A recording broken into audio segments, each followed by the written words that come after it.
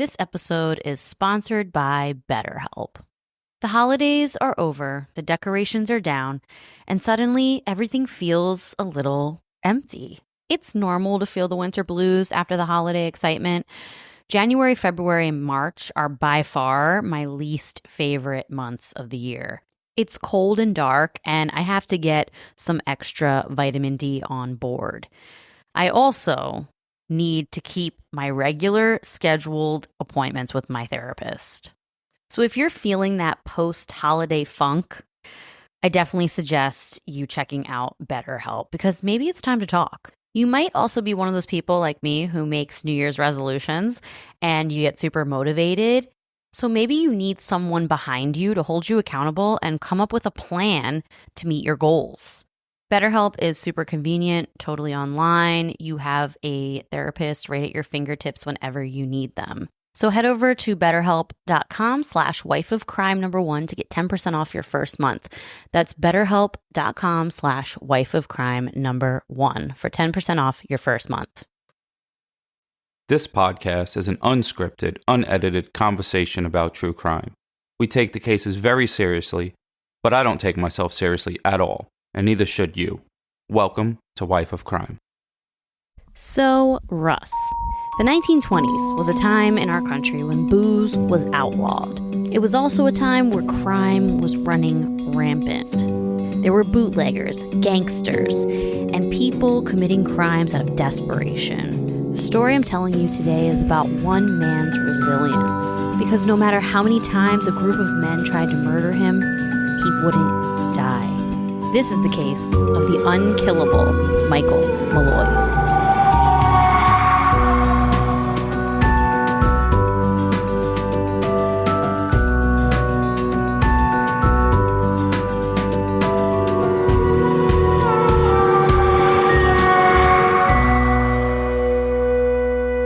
Hello, everyone. Welcome back to Wife of Crime, a true crime podcast where I tell my husband, Russ, true crime stories, and he reacts to them.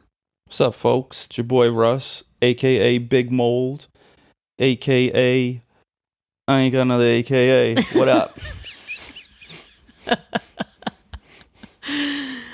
Well, we're back. The Big Mold is back. Live from the bed. Listen, you can't get rid of mold. You Here can't. I am. It's true. You really can't. Yeah, we're back live from the bed because we still don't have a podcast set up in our new apartment. So we're just going to record from our bed. We're getting really intimate with the listeners here. Wow, we let him into our bed. That's weird. Saying it like that. It is weird. Podcasting is weird. We haven't done it in a while. Yeah. So since we've been gone, a few things have happened. Okay. There was a news article talking about all the things that have happened to me. Oh, yeah. And all the listeners pointed out that it said my last name in it. They're like, did. Russ is going to be so mad.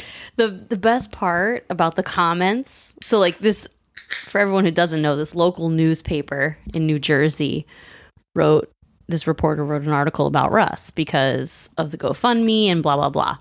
And she titled it like True Crime Podcaster Has an Accident. All these listeners commented on the article, Instagram, oh my God, Russ is going to be so pissed because they printed his last name. I was annoyed. That was like the main comment. When I eventually went back on Wife of Crime Instagram, I did delete the post of sharing that newspaper You did? article. I was like, fuck that article. You did? You deleted it? They were supposed to say Russ the Profiler, a.k.a. Big Mold, a.k.a. cracking beers on the pod, or something like that. You didn't want our last name out there.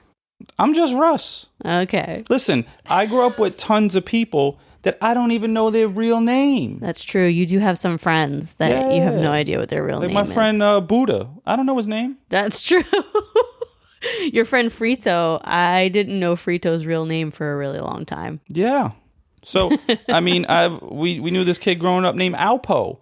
And no one knows his name, but the story of how he got his name was we were just looking at him and everyone's making fun of each other. And they're like, you look like you eat dog food.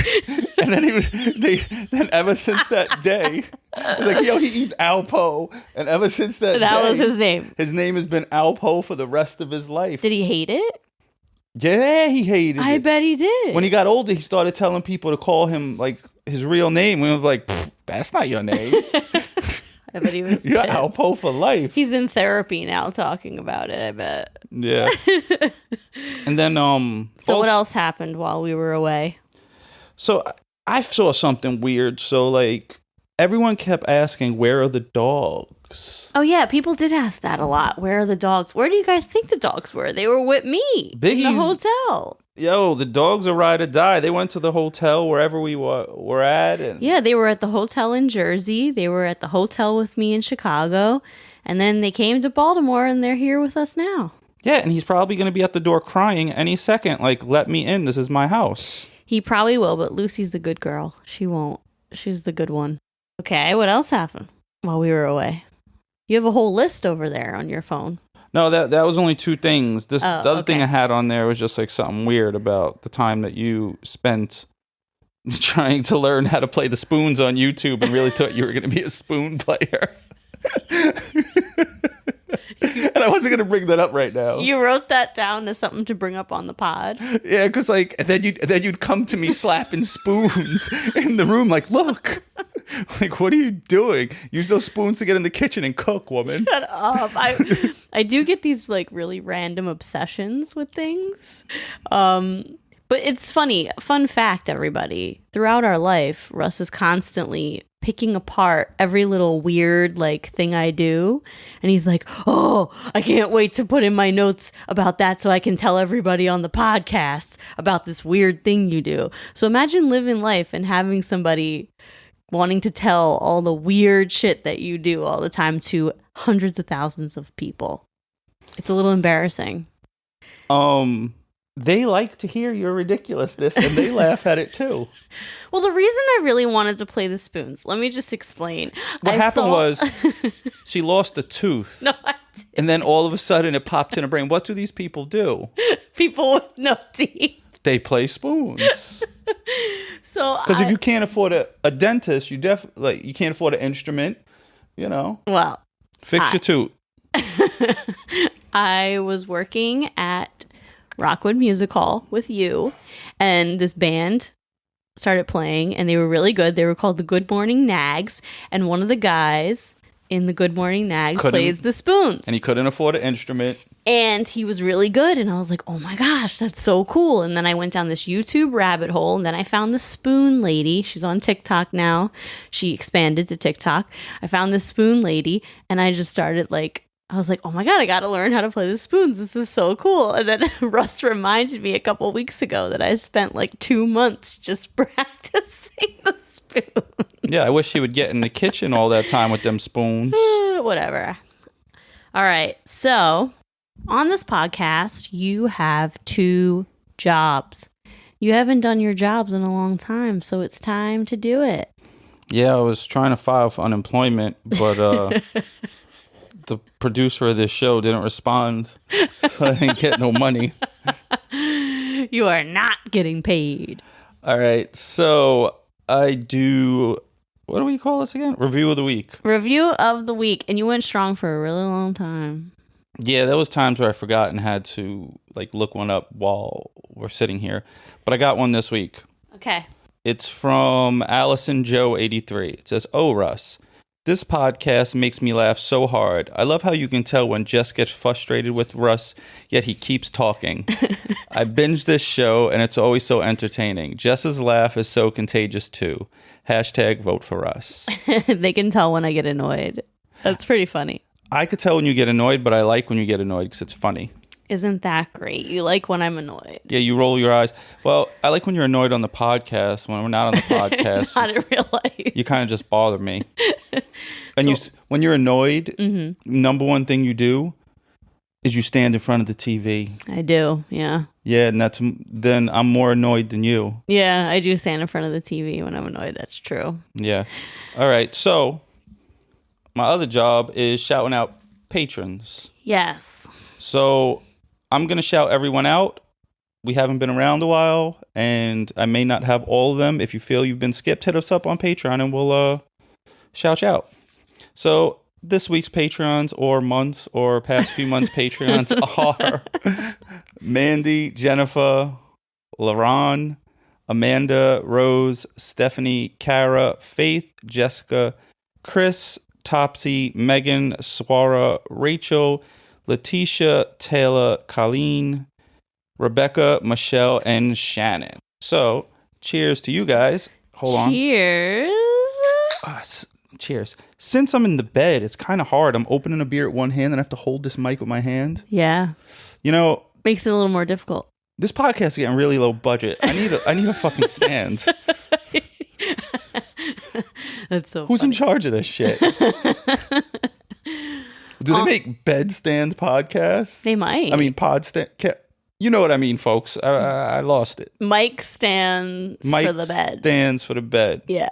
I don't know. You know why we're not recording in the living room or in the kitchen? Because it's so echoey. It is. So we're sacrificing the comfort for the sound quality. And there's probably like a 90% chance I spill one of these beers on the bed. No, there's 100% chance Russ spills because Russ spills every drink he ever drinks. Like when I spilled the rum and coke on your head when you were sleeping. Like that. And you woke up getting waterboarded by rum and coke. I did. He spills every drink he ever drinks. It's just a known fact. He will spill a drink every time. That's why I use a sippy cup all the time. He does. He uses a Yeti sippy cup. He has 2 of them, and that's all he drinks out of in the house.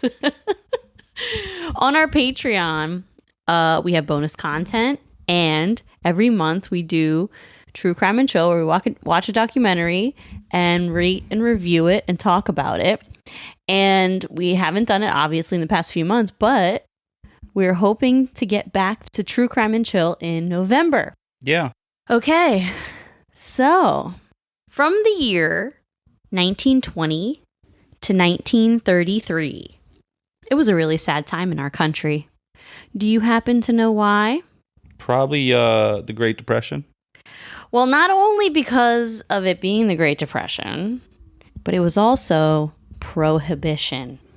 And that means not only was everyone incredibly poor and struggling, They were sober. but sadly, yeah, they couldn't even drown their sorrows with some alcohol. Well, legally, that is. The 18th Amendment would ban the production, sale, and transportation of alcohol nationwide. And as the era of speakeasies, bootleggers, and organized crime emerged, it produced famous characters like Al Capone and Bugsy Siegel, and iconic drinks like the Sidecar and the Old Fashioned. The Roaring Twenties, a time when the ban on booze turned ordinary citizens into secret sippers and gave birth to the clandestine world of speakeasies. Prohibition was a great social experiment that declared war on alcohol as you sip your beer. But the people fought back with flasks tucked in their jacket pockets. Speakeasies emerged like nocturnal flowers in the concrete jungle. Jazz music mingled with clinking of glasses as patrons sipped on bathtub gin with a shot of rebellion. You and I love a good speakeasy vibe, right? Yeah. I always think that we're such posers going to speakeasy. Like, oh, let's go to a speakeasy. There's no speakeasies. It's all legal now. All it is they turn the lights down and charge you double for your drinks. And they make it cool. Like, you have to you go like through a secret doorway or knock on the door and have a password or something like Or that. I pay an extra $12 for the drink so the fucking hipster can slap mint leaves on his hand. It's still a cool vibe. We always look for them, me and you. We love that vibe. Speakeasies are totally our thing. I love what Jess loves. You do love it, don't lie. You love the drinks too. If she tells me I love it, folks. So they were in basements, attics, and sometimes designed to look like other businesses, only allowing patrons to enter using a secret word or even a hand signal sometimes. What'll be your secret word? Pineapple. Yo, that's weird. You know why? Why? Because that's the swinger sign. It is? Pineapples. I learned that. I was watching somewhere. They do like pineapples, and that means they're ready to swing. Really? Yeah. Oh, I didn't even know that. Yeah, Jess, you trying to swing? No. I had no idea that was a thing. Yeah. You know what my password would be? What? Go away. So some of the most famous speakeasies of the time were the Cotton Club in Harlem, the Stork Club on West 58th Street, and the Green Mill in Chicago, which was Al Capone's personal favorite watering hole, by the way. Know which one I liked? What? Ray's Boom Boom Boom. Where was that? On Life. Oh, yeah, that's right. Life. Yeah, that was Eddie Murphy's club he was going to open when he got out of jail. That's right. And he did like the imaginary club with all of them in when they were in jail and they were sleeping. Yes, Ray's Boom Boom Room. That's what we should name this episode. Ray's Boom Boom Room. Could be. But there was a speakeasy on 3rd Avenue in the South Bronx. And this will be the backdrop for our story. The speakeasy had no name. On the outside, it looked like a storefront that sold awnings and building supplies. But secretly, the owner and bartender, Tony Marino, would serve alcohol illegally from morning until late night to Bronx patrons. One of those men was an Irish immigrant named Michael Malloy, a.k.a. Michael the Durable, a.k.a. Iron Mike, a.k.a. the Irish Rasputin. Damn, you got better AKAs than me this episode. I got to come harder next episode. He got these nicknames because no matter how many times a group of men planned and carried out the plan to murder Mike, he just wouldn't die. The story I'm telling you today is a true tale of resilience, deception, and an almost supernatural will to survive. This is the case of Michael the Durable Malloy. Are you ready? Yep. Michael Malloy was a destitute, homeless Irishman who was born in 1873. He came from County Donegal to New York City in search for a better life. But not much is really known about Mike's life before this, just that he worked odd jobs, making enough cash to head to the bar and drink it all away. Then he'd wake up the next day, rinse and repeat. Probably not rinse, to be honest. It smelled like booze and keep it moving. Probably. That's when my mom would say, you're a dirty stay out. Yeah, definitely. Had like the walk of shame. For sure. Mike was definitely a dirty stay out.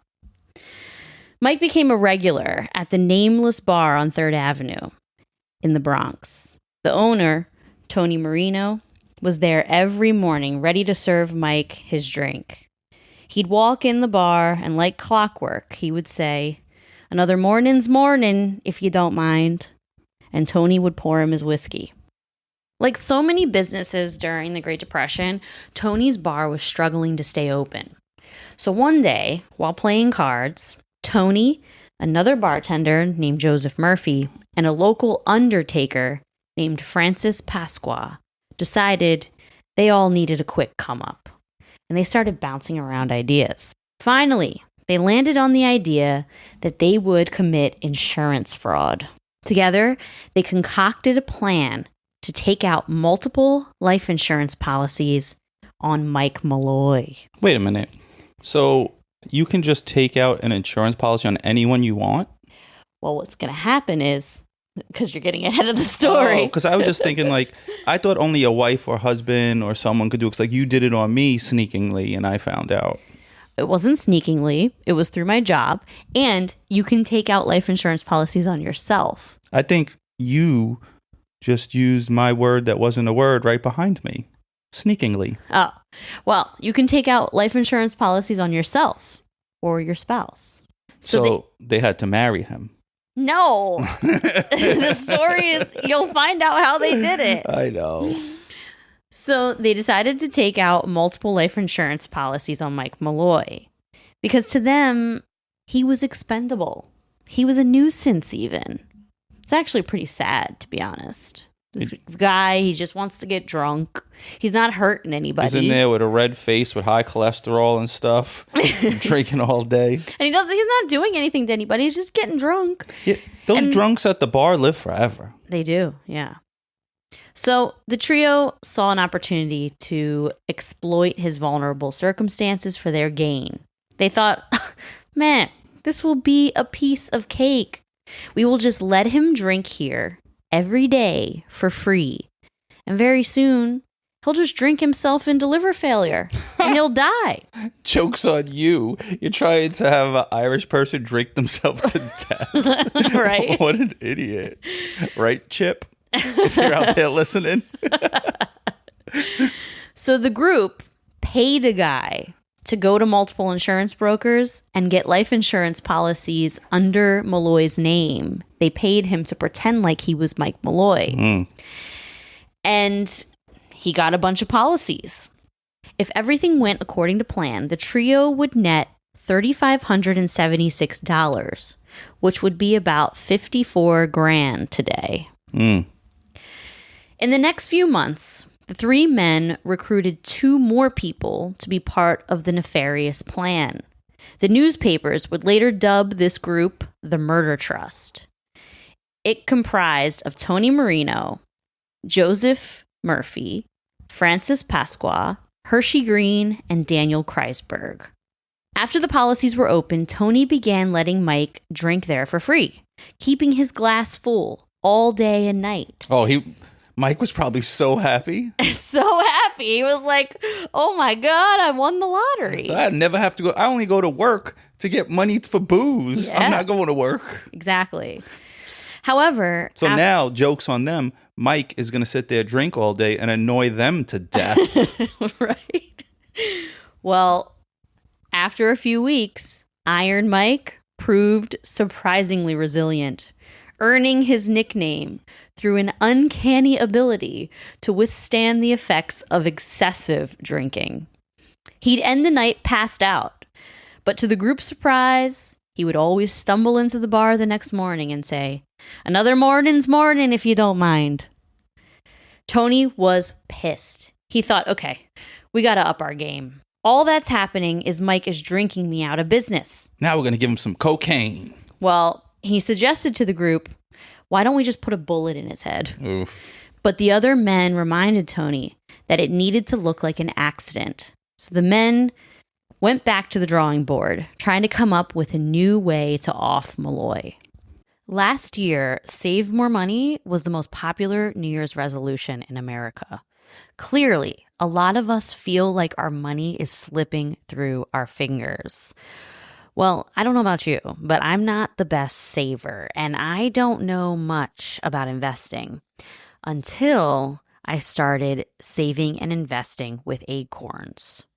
Turns out you don't have to be an expert at all because Acorns will recommend a diversified portfolio that fits you and your money goals.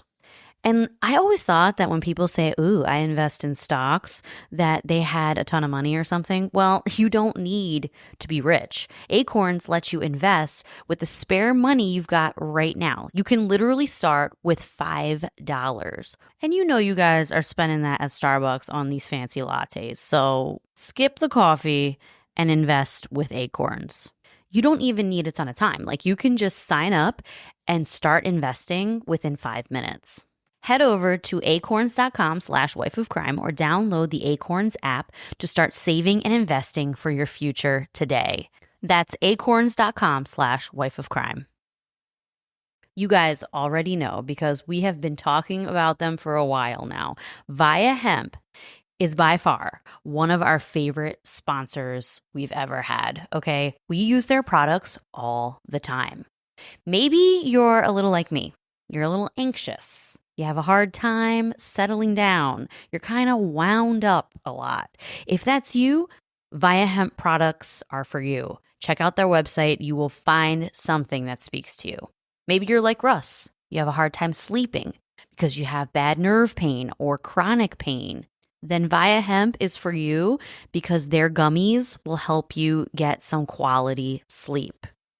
Maybe you're looking to have a really good time. Maybe you just really like edibles. You want to laugh. You want to get the munchies. You want to watch a movie and have a really strong belly laugh.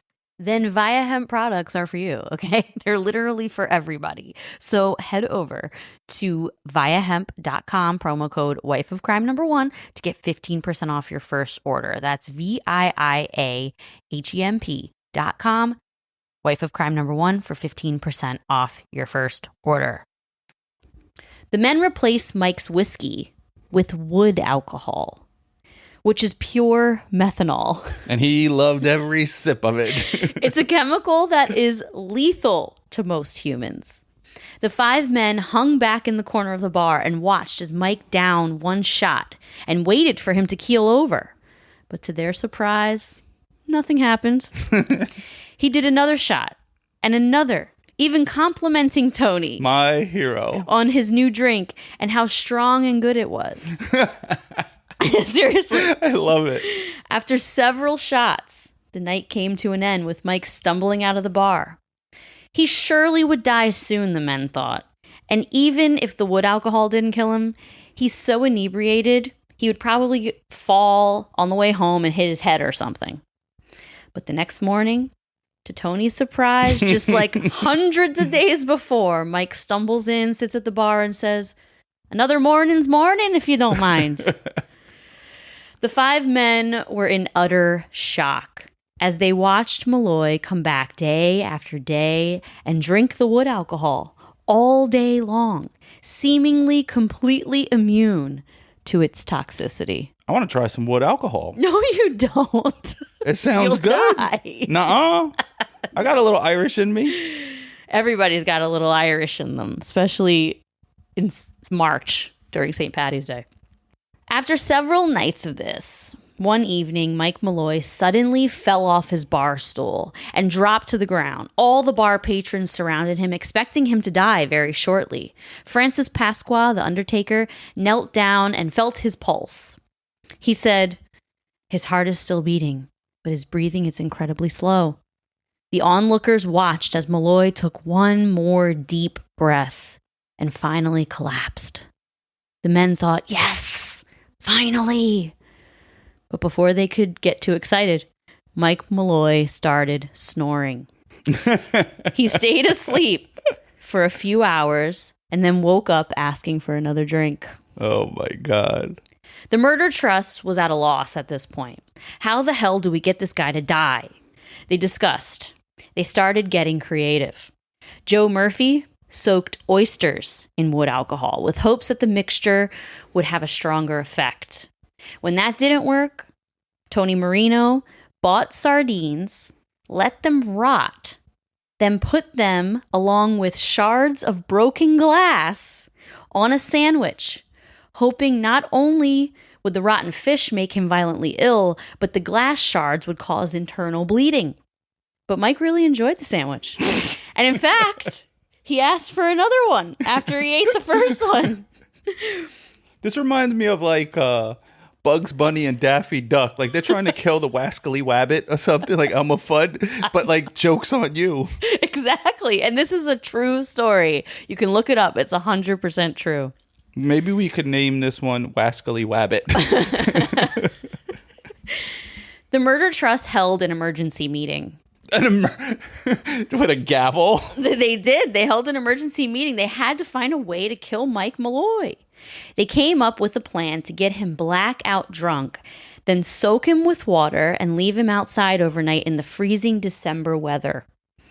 The men left Malloy sleeping on a park bench in the snow. Marino came back to the bar the next morning in a good mood, knowing his payday was on the way.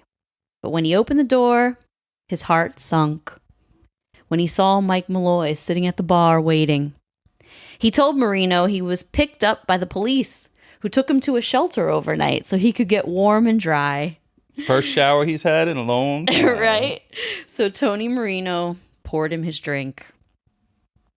Hershey Green was one of the murder trust. He was a local cab driver, and he came up with his own plan. The men decided to wait until Mike drank himself into a stupor one night, and they drove him a few miles away, laid him in the road, and Green would run him over with a cab. Oh, they're doing too much now. As Green sped towards Malloy, he suddenly came to, jumped up and ran out of the way. This man. Hershey Green then did a quick U-turn, gunned it, headed straight for Malloy going 50 miles an hour. And he jumped over the car. No, he hit Mike Malloy. Oh, shit. His body flew in the air and he landed about 15 feet away in a ditch. The men sped away, leaving him to die on the side of the road. They were thrilled. After months, they were finally rid of Mike Malloy. You know what I always find interesting? What? Everyone's always found in a ditch, right? Yeah. I never see ditches.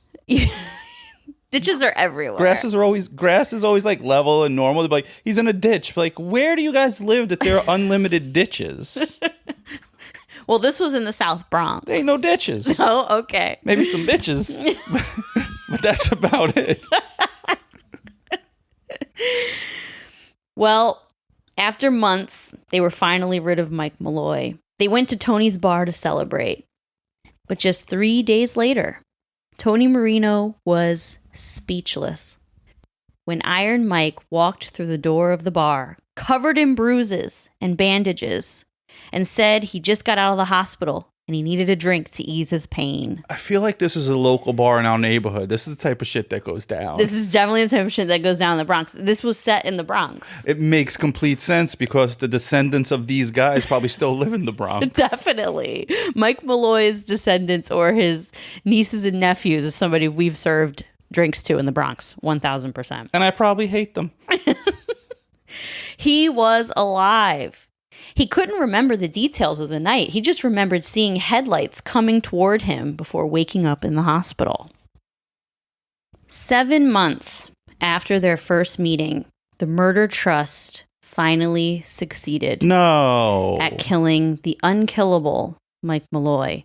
On February 21st, 1933, Mike Malloy's body was found in an abandoned building on 168th Street. There was a tube in his mouth, tied to his head with a towel. The other end of the tube was connected to a coal gas jet. Sadly, Mike died within an hour. Pasqua paid off a doctor to sign the death certificate and ruled the death pneumonia before quickly burying him. But the idiots talked too much. After 7 months, they started telling everybody about this, about how this guy doesn't die. And they talked way too much. So police had heard stories of Mike the Durable. It was a rumor that was going around speakeasies all over New York City. The police decided to exhume Mike Malloy's body and have it forensically tested. They found that Mike had lethal levels of carbon monoxide in his system, and they decided to charge the 5 men with his murder. The men all pled insanity, but were convicted and sentenced to death. Wow. All the men died via the electric chair at Sing Sing Prison. The following summer, 1934. Wow, what goes around comes around. 100%. That's crazy. Poor Mike. I was liking Mike. I like Mike too. He just kept like living. I know. He was saying "not me, not today" over and over and over again. Yeah. This is a sort of "not me, not today" story. But they got him in the end. Poor Mike. I know. I'm going to take a sip of this beer for Mike. Yes. Cheers for Mike. I'm going to take a sip of my beer too. Cheers. The newspapers had a field day, coming up with all sorts of nicknames for Mike Malloy. Mike the Durable, Iron Mike, the Irish Rasputin. This homeless man with no known family or history became infamous and will forever be remembered as the man that couldn't be killed. So cheers to good old Mike Malloy. Justice was officially served, along with a ton of free drinks. How good was that last line? That's good. I know. I've been waiting to tell Russ that last line for the last couple days. Mike don't die. Mike is like me. Yeah, he is. You and Mike have a lot in common. I was actually, I thought of you with this story. This story was actually suggested by a listener that we both know from the Bronx, Erin. Oh, what up, Erin? She sat with us at Bill's wedding. It was like table 19 or something? Table something. We were the drunk table. We had a great time. Yeah. She suggested this story, and it was perfect. When she suggested, I was like, oh, yes, this is the perfect story to come back with, because just like Mike, You have been in so many accidents. Yeah, I cracked my head open in a car accident going fast before, too. You've broken your humerus. You've torn your ACL. You've gotten in mountain biking accident. Like, you've gotten in so many accidents, and you're like the guy with 9 lives. You're like a cat. Yeah. You're like Mike Malloy. I feel that Erin probably knows his relatives, and this is probably how she found out this story, because she lives in the Bronx, so I think she does. She does live in the Bronx, but he doesn't have any known relatives. He came here all by himself from Ireland. Oh. Yeah. He just wanted some... Well, let's get some wood alcohol. We're not getting any Next wood episode, alcohol. I'm going to be on the wood alcohol. No, you'll die. Nah, not me. But yeah, I thought, we're in Baltimore, but let's tell a Bronx story. And this is an oldie but a goodie. And I'm glad justice was served for Mike Malloy. Yeah, I was glad that happened, because I feel like back in the day, you could just kill anyone and get away with it, because there wasn't like a lot of good science yet. Yeah, it's true. Well, the police were good for exhuming his body. They did a good job. I know. I didn't even think back then they knew what exhuming was. This wasn't that far back. No? This was the 30s. It wasn't that far back. Yeah, they exhume and stuff. They don't even have, what do you got? What's that machine with the scooper? They don't have the scooper, but they have shovels. They used to bury people. Oh, see how much more work it is? Like, we ain't exhuming that shit. Get out of here. So that's it. That's our case. All right, folks. This is our first one back from the dead. First one back from the dead. Well, next time we're going to be doing like a spooky-ish case. And then I let the patrons choose the type of cases we're doing for the next like 3 or 4 episodes. Dope. So they picked the next ones after this. We don't want any unsolved mysteries, right, patrons? I hate those. There's a few of those. I need some resolve at the ends of these things. Well, it is what it is, Russell. You can't like everything. Well, check us out on Instagram at Wife of Crime Pod and Facebook at Wife of Crime The Crime Family. And wifecrime.com to get your Not Me, Not Today merch. The hats are really dope. I wear my hat. Yeah, we both wear the hat. The hat is dope. Well, I wear the shirt too. So do you. Yeah, I do wear the shirt. You wear the shirt to PT. Yeah. And and Patreon at Wife of Crime The Crime Family. And we will be back for another episode in the next couple weeks. No more life insurance, folks. Peace.